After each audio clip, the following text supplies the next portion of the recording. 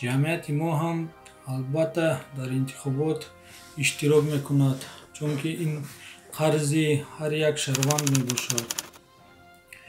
мо ки дар давлати демократӣ ва ҳуқуқбунёд зиндагӣ мекунем, боварӣ комил дорем ва бо итмони комил оид ба шаффофият гузаштани интихоботро боварӣ дорем. Интихобот ин интихоби зиндагии ояндаи фарзанди мо мебошад.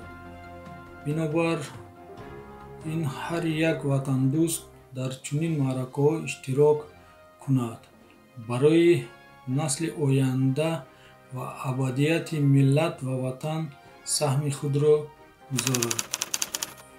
Ва албатта мо аз ин интихоботи навбатӣ умеди нек ва зиёд дорем барои ободии ватани азизамон.